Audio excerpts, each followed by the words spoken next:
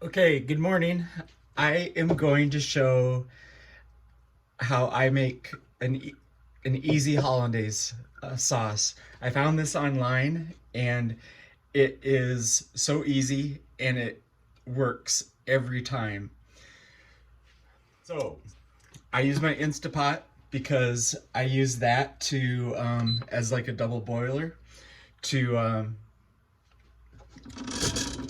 to heat the hollandaise, and I use the saute function because I just need to get the water hot and, you know, almost boiling. You could also use a double boiler, but I'm not that sophisticated, so I don't have one of those. But I do have an Instapot, which is kind of ironic because, anyway. So, first thing, this is for a double batch because the recipe that I have that I found online is for one, and so it calls for 1 egg. But I always do a double batch. And that is because I have found that I can put it in the fridge and then I can warm up small amounts and have it for like 3 days, which is kind of nice because I love hollandaise. And so I use just a glass pickle jar. But my secret to the recipe, and the recipe that I found, I use my immersion blender, and it makes this process like so easy. All right, so you need to separate 2 egg yolks. Now save the egg white because that will be for your breakfast with your greens or asparagus or whatever you have on hand with your egg.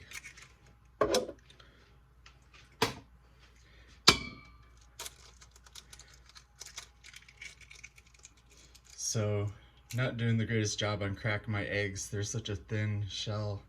Anyway, so there are my 2 egg yolks.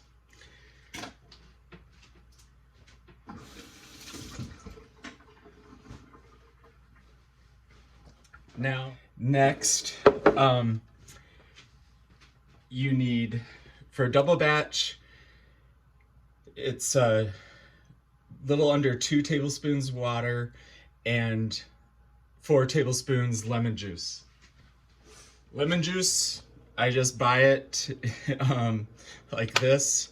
I guess this is lime lemon. It's just as good, just as tasty. So, and in my little measuring thing here, I'm gonna put, I like mine to have a little more bite. So I'm gonna do 4, but the recipe, 6 tablespoons of liquid. I'm not really sure why what role the water plays in this. I know that hollandaise, a lot of it is like chemistry because the acid kind of chemically cooks the yolk, but it also emulsifies the butter,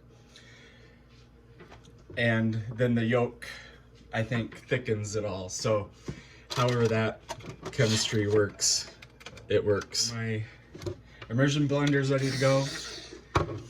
This is my old one. So now for flavoring, again, I like mine to have a little bite. So I've got Frank's Red Hot, and I'm just gonna put some Red Hot in. You'll wanna flavor or not flavor according to your taste. I've got my lemon juice, a little bit of water, and some hot sauce. And I'm just gonna go ahead and give this a whirl. All right, easy peasy. And we don't need to use the immersion blender a lot. It's just, and typically, like chefs would tell you to use a whisk. And I do use a whisk once I get going here because like the immersion blender, just, you don't need all that kind of whirling, blending action. Oh. Now this is the part where you're gonna be like, oh, that's a lot of fat. Yes, it is. But hollandaise is just like a sauce that you drizzle over stuff to make it like super, super, super decadent and yummy. And so I don't eat it every day. I would, maybe. So it's like, it calls for a half, I think it's a half cup. It's 4 tablespoons butter. I know that's a lot, and I have experimented with using olive oil to sub out some of the butter, and I've had success with that, but I'm not going to show you that process because I don't want to complicate things. So what I'm doing here is I'm cubing my butter because I want it to, when this starts to heat up, I want the butter to get soft but not totally melt. And so cubing it will help it get to that soft stage, so it will emulsify. And that's where the immersion blender works super great for this, because it just makes it so smooth. All right, I'm gonna go ahead and put it in here, even though I know that my water isn't really up to temperature yet. But another reason I like doing it in my Instapot like this is that at this point, I would go ahead and start cooking getting my, whatever I'm gonna have my hollandaise sauce on. Like I would crisp a piece of bread, and like usually I just kind of char it on the gas stove because I like that kind of burnt taste. And then I would put my greens on, let those get to room temp, or you can kind of just like throw them in your pan after you cook your egg and kind of bring them up to, so they're not like ice cold, and then they wilt a little bit, which is kind of nice. Anyway, I'm not doing that because this is just to show how to do the hollandaise. So I'm gonna go ahead and put my butter in.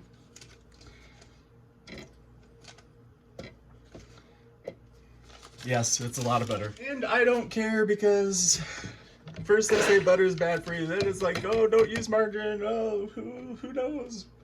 Anyway, okay. So I'm just gonna go ahead and give this a go with my immersion blender.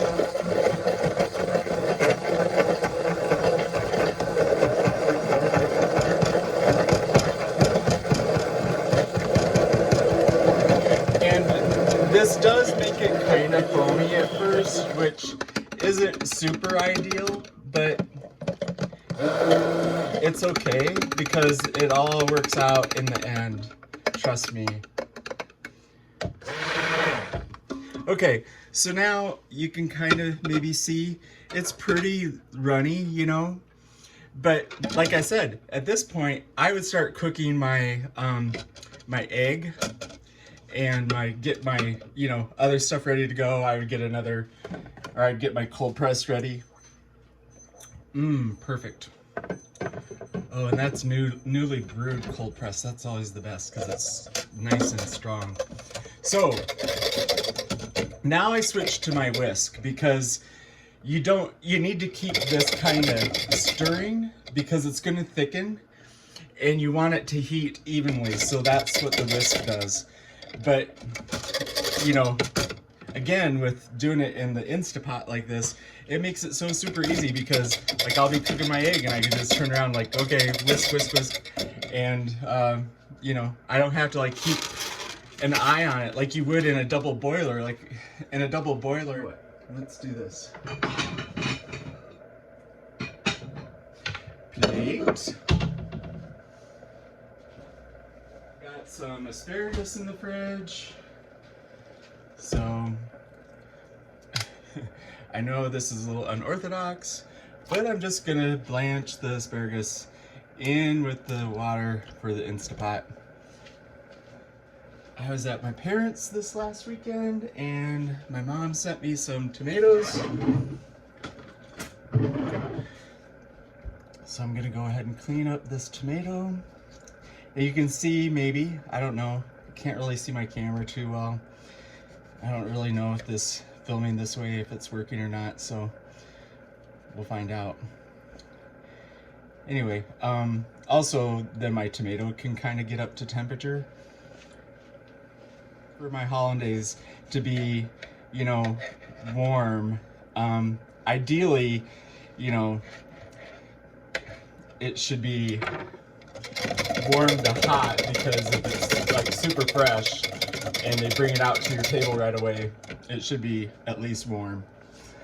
It's a hard sauce to keep hot.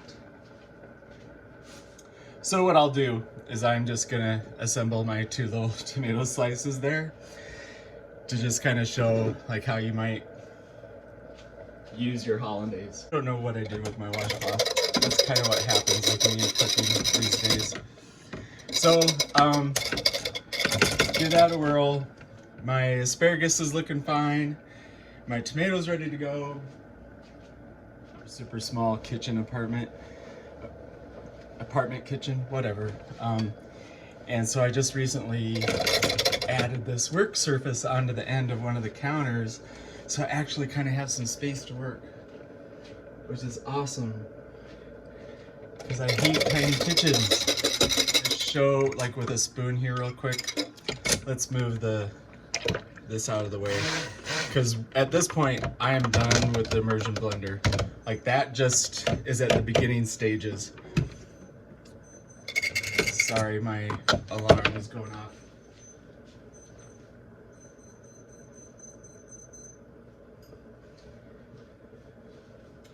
Evie has been so kind to take over the duty of the alarm clock, which is set for 5:30. So this is really runny, right? So it's not ready yet. That needs to thicken. Okie doke. Asparagus is good.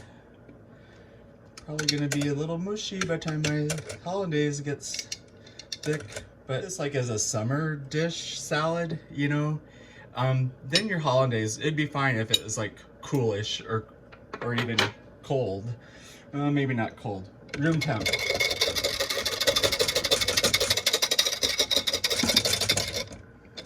So, but if I were, you know, making a piece of crisp toast with some burnt on it and some crusty on it and an egg, then, you know, I would be doing that, and I would turn around and be like, stir my hollandaise. It said to add salt at that point, but I don't like super salty. Well, I do like salty stuff, but hollandaise isn't something I like to have that's salty. A little pink salt on my tomato. We got some time. But at this point, your hollandaise is basically done. Like, you're in the home stretch. All you have to do is just like kind of keep an eye on it, wait for it to thicken to your, I mean, it should have some body to it. It should be able to, you know, when you drizzle it, it should have a shoulder. Like, it should, you know, have some depth to it. It shouldn't just be like a thin, watery, like chocolate syrup drizzle. In a hot water bath like this, in a glass container, the glass is great because it, you know, conducts the heat really well, as does metal. And I can see that my sauce is starting to thicken, so I'm gonna try to show you here. Okay, so it's close. It's got a little body. And you don't need to whisk because everything is really so blended at this point. You're just trying to keep it from getting lumpy, which that would be like a hollandaise sauce fail if you had lumps. As with any, you know, of the mother sauces, I guess. That's always the kind of the goal, never lumps. I'm going to drizzle some hollandaise on here, and typically I might go a little thicker than this, but it'll cling and it'll have a little bit of a shoulder. I like to put a lid on it and put it in the fridge. I let it cool down a little bit, and then I put a lid on it and put it in the fridge because you don't want water condensing on the inside. And my glass is a little warm, but it's not super hot. But this way, then I can heat up hollandaise. This will probably last me the whole week. All right, so I'm gonna drizzle my hollandaise on. Let's get a little fancy with it, I guess.